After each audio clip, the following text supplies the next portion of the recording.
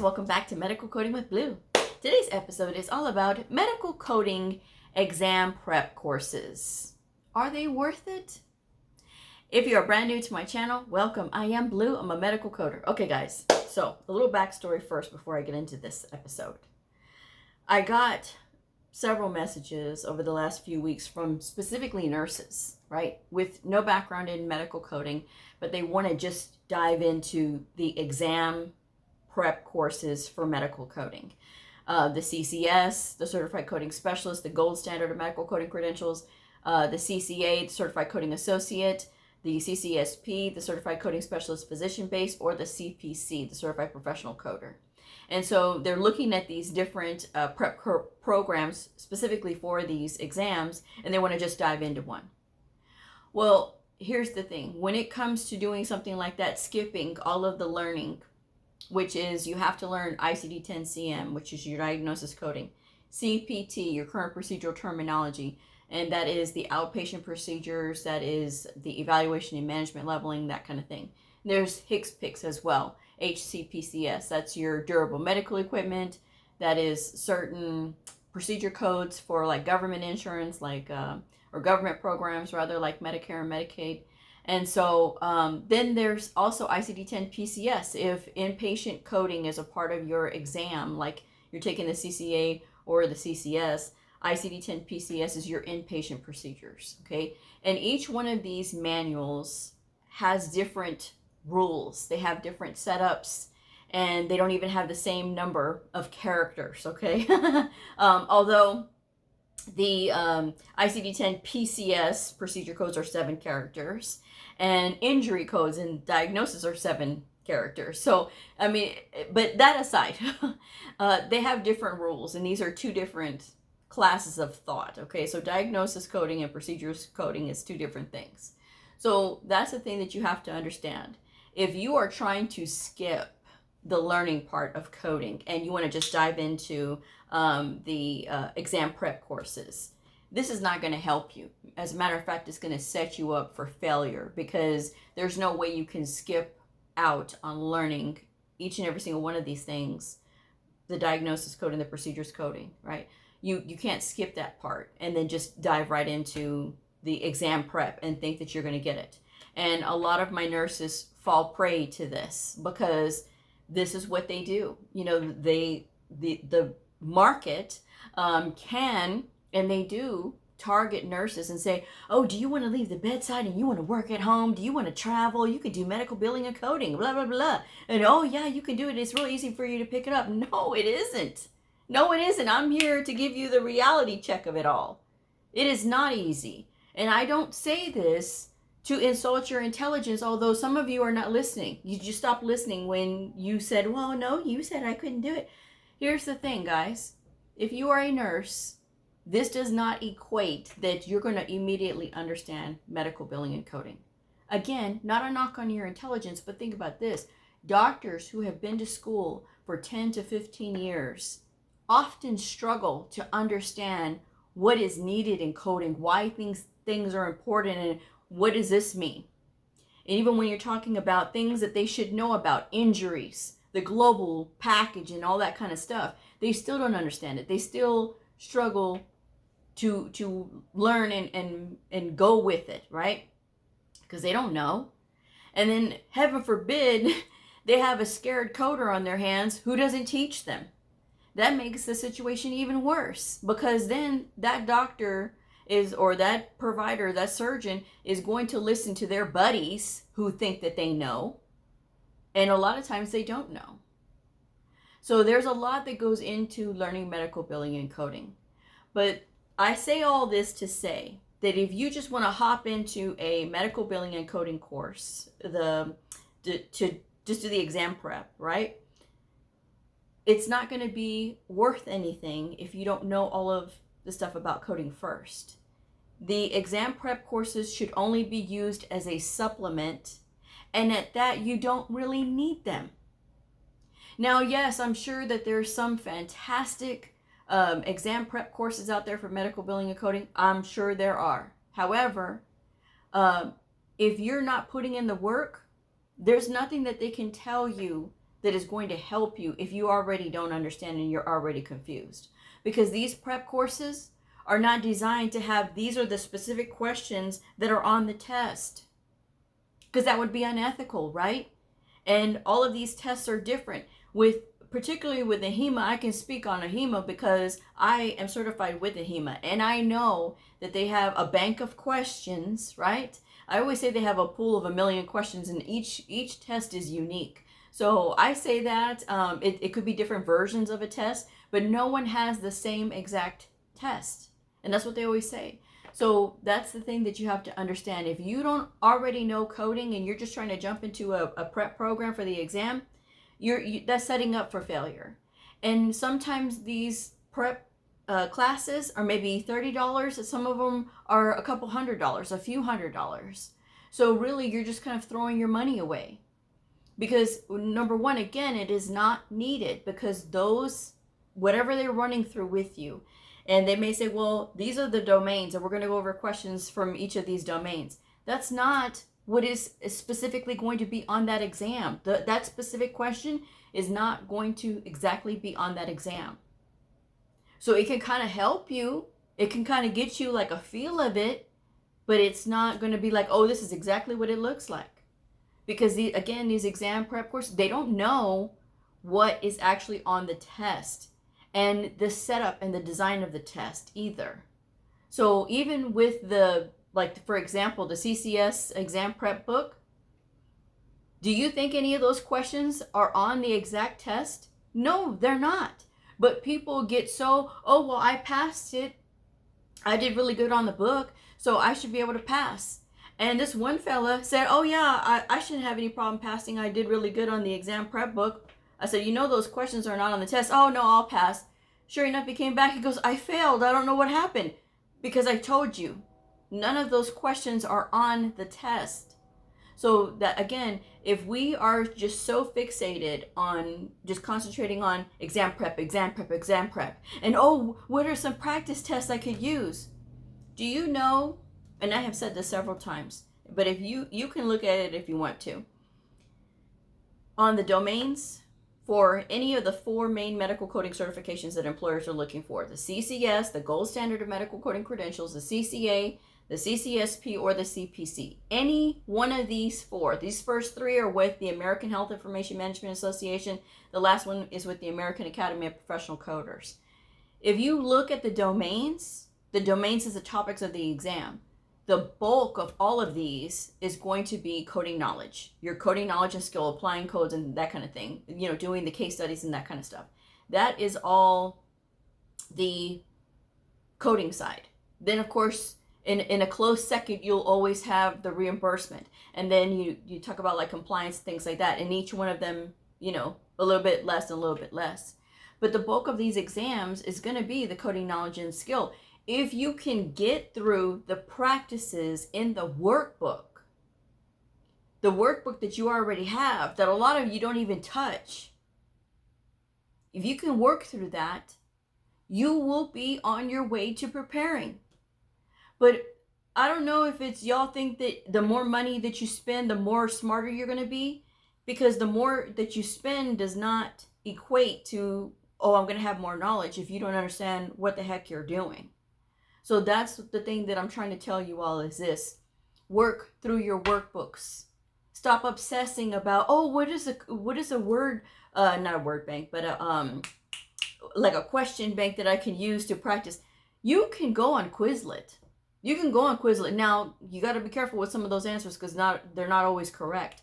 But you can use those to help you practice on things that you can verify are correct or not. So that's one thing that you could be doing. And I've said that many, many times on the channel. And I still don't understand how people miss this. How do you miss all of this advice? How do you miss all of this direction that I'm trying to give you? Okay. So again, there's going to be like, oh, well, this person does this prep and this person does this prep and this and this. If you have been studying like you're supposed to, the 20 hours per week, because everybody has 20 hours per week. I don't want to hear it. If y'all have time for TikTok, you've got time for 20 hours per week. That's 3.5 hours per day for 5 days. and 2.5 hours on a Saturday or Sunday. You can squeeze it in 30 minutes at a time or 1 hour at a time. You got time, 30 minutes in the morning, 30 minutes at lunchtime, 30 minutes in the afternoon, and then 1 hour and 1 hour. That's 3.5 hours. You can totally do that. If this is important to you, you'll make the time to do it. If you are studying and you're studying on your own, 9 months, 12 months, or 18 months, if you're in a school and they say, oh, well, yeah, you're going to learn it in 6 months, or you're going to learn it in 4 months, 9 months, 12 months, or 18 months, you need to be supplementing your studies for that time to meet those 9 months. If your program is only 4 months, which is stupid, but if it's only 4 months, you need to supplement for the next 5 months, because I guarantee you, you're going to be lost. You're going to be lost. It sickens me when I see these fast-paced medical coding programs trying to throw people out there, and then these people are proclaiming, oh, I'm a medical coder. You are no such thing. You are no such thing, especially if you don't understand what you're doing. You can't answer simple, basic questions. You don't know these things. Or you're going to be like this one person that commented earlier today, oh, well, AI knows all of this.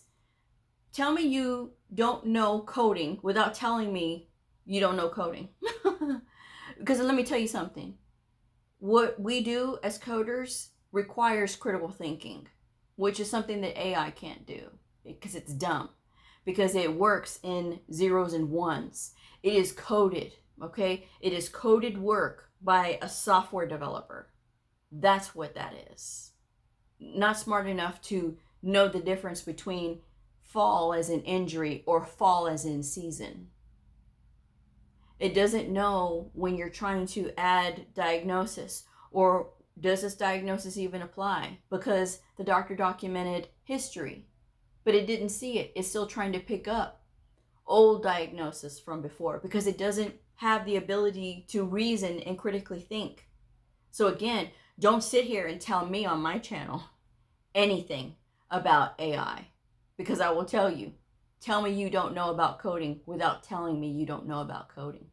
Because that's exactly what that is. And it's ignorance. And I don't allow that here. Because this is serious. The bills that you get when you go to the doctor is because a coder did that. Even if they don't have a coder, they have computer-assisted coding. Well, guess what? They still have a biller. And that biller is going to see a denial. Or they're going to see this, or they're going to see that. Somebody's going to come back through and audit and look and see if that thing is correct or not. And when it's not correct, guess what happens? They have to refund you money. And I've gotten refund checks through the years, as other people do, when they have their stuff audited and they say, okay, well, this level was too high, or, the patient paid too much or whatever, and now we're going to have to refund some of this money. It's serious stuff, and some of y'all have a cavalier attitude about it, and that's not the way that it should be. Okay? So I will say this. If you think paying for an exam prep course is going to help you, it is because you want to spend more money that you probably don't even need to. Because if you're studying the 20 hours per week, you won't even need it. Because you will be ready. Right? You will be ready. You've been consistent and working through and doing all of those things. But if you have not been studying, if you're a nurse and you're thinking, oh, I just need to prep for the course and then just take the test and then boom, I'm a coder. Get ready to waste money, because that is a waste of money, in my opinion. You need to be prepared, and you need to prepare yourself. There's no shame in it. I don't know where my nurses get to thinking that. But they do. A lot of them do. I always get ugly messages afterwards. Oh, you don't know. Yes, I do know. I do know, because I've helped nurses pass the test through one-on-one tutoring sessions and things like that. I'm not saying this to sell the session. What I'm saying is they knew they needed help, so they reached out and we booked a session together. I explained the things that were stumping them, and then they were able to understand. There's nothing wrong with that. Okay? I'm just putting that out there. And I'm not the only medical coding tutor out there. There's tons of other ones. But what I will say is this. It is up to you, but again, this field is going to get very expensive very fast, especially if you're spending out there, you're spending money all willy-nilly, thinking that you need all of these things and you don't. So use your common sense, guys. Use common sense. If you don't know anything about coding, you need to study first before you even try to take those coding exams. No, you don't need specific exam prep books. No, you don't need specific, oh, what about this workshop and this exam prep workshop? And no, you don't need it. What do you need? To look at your books, to work through the workbooks, to not be sitting here tabbing, writing, highlighting, doing all that junk to your books. These books are written by doctors and scholars. It doesn't need you to be adding anything to it. I've seen so much clutter on these pages, and people are so proud. And they're like, oh, look at all these. Do you think you're going to have time to read any of these things? Absolutely not. If you're taking the, for example, if you're taking the CPC, it is a 4-hour test for 100 questions. That means it is average of 2 minutes, 40 seconds per question. Now you may think, oh, that's not a lot of time. Well, the AHIMA exams, it's less time. It's a little over 2 minutes, maybe 2 minutes, 10 seconds, 2 minutes, 20 seconds average per question. And so while you may not spend that much time on every single question, there's going to be questions that are going to take a little bit more time. So you're going to have to move quickly. Do you think you have time to sit there and be looking at all these highlights and notes? Absolutely not. You have time to get to the codes. That's what you need to do. Not be sitting here with all your book all tabbed up. And especially if you're taking an AHIMA exam, the CCS, CCA, or CCSP, they do not allow for homemade tabs. Now, if the tabs come with the books, then yes, you can apply those. That's what they say. And of course, I had somebody who called himself an instructor at a college saying that I didn't know what I was talking about because he's always telling his students to tab up the books with homemade tabs. Have you looked on the AHIMA website, sir? And you are with AHIMA? You know better. You know better. And propping up these, oh, what about this tabbing system? For what? You're spending extra money. You're doing an extra activity that at the end of the day is not helping you to learn. Oh no, Blue, I need them. No, you don't. That's a lie perpetuated by people who do not know how to study. I said this on another video. It's the truth. Learn to study. Learn to use your book because those are unnecessary training wheels with all those tabs. No, I need them. You can be so good flipping to the book that you'll get to have a feel of how much you need to go into that book to know exactly where you need to go. And I have said this as well. I have had several instances where I have been with a provider. I brought my coding manual. The book is not tabbed, nothing.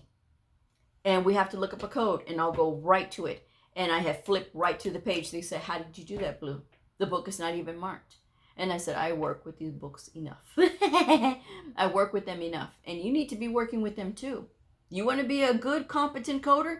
You don't want to be out there all lost in the sauce or having to ask people for help as far as like trying to understand something in the real world. Because I'll tell you this industry is built on people who, a lot of us came up without having somebody to train us. A lot of us did. And so there's people from a school of thought like me who are happy to help new people, right? As long as they are doing their part, which is taking notes and not asking the same thing over and over again because they're not taking notes, okay? And then there's other people who said, well, no one taught me, so I'm not going to teach you. You need to learn on your own. And a lot of times those people don't know a lot because they don't want to share they don't want to share the fact that maybe they don't know something. And maybe they feel shame because, hey, I'm a veteran coder, I should know all of this. We have to know what doctors know while never having gone to medical school. And having so many years of experience, if you have not gone through the trouble of learning different specialties because you've only wanted to stay in one spot, well, that can also stunt your growth too. But that's Another episode for another time. But again, you spending extra money will not help you if you are not putting in the work yourself. Stop depending on getting a false sense of confidence from these exam prep workbooks, which exam prep books are great, but don't think that those are going to be the exact questions on the test. Okay? It's just meant to be like, okay, there's this set of questions, go. But you can do that from a workbook as well. The two books that I recommend, the CPC Study Guide, even if you're taking an HEMA exam, CCS, CCA, or CCSP, I still recommend the CPC Study Guide because the CPC Study Guide has all CPT coding in it. It is explained in a way for new coders to understand, and I think it's a fantastic book. Even though I'm with a HEMA, I will still recommend that book, okay? Because it's going to help you to understand CPT. And the ICD-10-CM and ICD-10-PCS Coding Handbook with the Answers by Nellie Leon Chizen.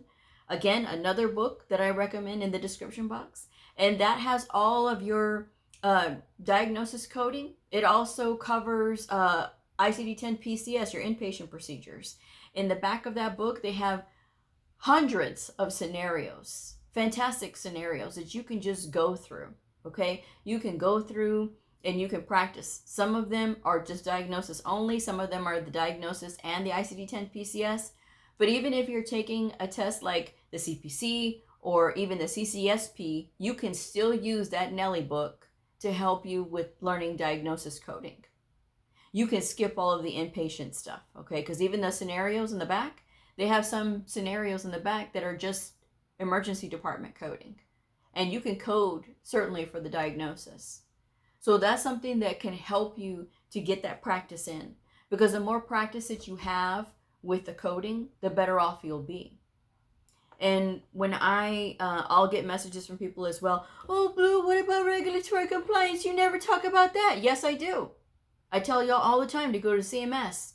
The CMS has the Medicare Learning Network, which has a ton of free articles and a ton of free booklets that you can download for free to help you to learn that stuff. I don't need to spoon feed you guys that. I've already told you where to find it. Okay? So that's the thing that you guys have to understand. It irritates me when I hear people say, well, you didn't mention this, you didn't mention that. Again, what is the bulk of these tests? The bulk of these tests is your coding knowledge and skill. I don't know why some of y'all get so spun up about something that is maybe 10% or 9% or 5% of the exam, or maybe it has one or two questions about that topic, and you start hyperventilating when you don't know the bulk of those exams is the coding. This is going to be y'all's profession. It's going to be your profession. So again, if you're working with the workbooks, you're not going to have an issue. You're getting spun up about something that is such a small portion of the test. I'm not saying that you shouldn't learn about all the domains, because you should, absolutely. But again, if you're so much concentrating on something that's not even a bulk part of your test, meanwhile the rest of your studying is suffering because you're just so fixated on something that doesn't really at the end of the day matter as much as your coding knowledge does. Your coding knowledge, your reimbursement knowledge, and your compliance knowledge are all critical parts. But again, there's going to be parts of these tests that are the domains are weighted differently. And you'll see that. You can go to the AHIMA website. You can go to the AAPC website and see what it's covering. Even for the CPC, it just has just a few questions about E&M. There's only a few questions about medical terminology. I think it's like either 4 or 6 questions specifically about medical terminology. And people are still getting all spun up about that. And what do I say? To listen to channels like Crash Course. There's tons of really good channels. But Crash Course Anatomy and Physiology is fantastic for just listening and learning about medical terminology as well. Okay? So those are the things that you can do to help yourself. If you're going to continually just throw money away, guys, you need to make sure that you're putting in the time. If you want to get one of those prep courses for the exam to supplement, to make you feel better, go ahead. But that's not going to be the reason that you pass that test. The reason that you pass the test is because you studied. Not because somebody's out there selling to you, oh, well, we have a 100% pass rate. When I hear somebody tell me, oh, I have a 100% pass rate for my prep program and I want to collaborate with you, absolutely not, because you're lying to my face. No one has a 100% pass rate. There will always be somebody who's going to get back in their own head, no matter what you do as an educator. And I do consider myself an educator, okay? No matter what you do as an educator to prepare your students, to make sure that they are ready, you've given them the tools, you cannot control their external factors. External factors being they're a partner that's not supportive, maybe a parent that's not supportive, friends that are not supportive, not having the time to actually put in to study. You can't control that. You can't control people and the fact that they're not putting in the effort to study. Okay, so there's lots of other things. Or maybe they're playing that same song in their head. Oh, I can't do this. I can't do this. I'm a nervous test taker. No, you're not a nervous test taker. You are just an unprepared test taker. That's the end. At the end of the day, that's what it is. It has nothing to do with your nerves. And oh, I'm just so nervous. No, you are not studying like you're supposed to. And that is literally all it is at the end of the day. Because there's going to be a very small percentage of the population where it's actually a problem. For the rest of you, it is because you are not studying enough. And don't sit here and tell me that, oh, I have a nervous problem and you're not putting in 20 hours. Because if you're putting in those 20 hours consistently for the 3 months that you're preparing for your test, you don't have to take 3 months to prepare for the test. If you've already gone through a program, you don't have to take 3 months. If you are ready, sooner than that, by all means. But for those of you who want somebody to tell you, hey, how long should I wait? No longer than 90 days. If you're studying like you're supposed to, at the end of that 90 days, oh, trust me, you've gone through that program, you've done your 90 days, 20 hours per week as well, you will be walking in there very confident, and you will be leaving out of there very confident too. Not a guarantee, obviously, because like I said, I can't control people's external factors. But I can tell you this is how you do prepare. Because if you don't do that, you're gambling. You're just taking a chance. And that's a shame. Especially because as serious as this field is, and all the things that we do in the data that comes out of what we code, the money that patients have to pay, that providers get, that facilities get, is serious stuff, guys. And it's not to be played with. I'm just saying. So with that said, I'm going to go ahead and wrap this one up. If you want to take them, by all means, go ahead. But don't ask me what programs I recommend, because I don't recommend any. I don't recommend anything unless I've actually been through it myself, or I know about that product personally. I will never be out here promoting for people that I don't know what the product is. I have a lot more integrity than that. I'm just saying. With that said, I'm going to wrap this one up. Thank you guys so much for joining me. If this video helped you, please like, subscribe, and share. And I'll see y'all next time. Bye.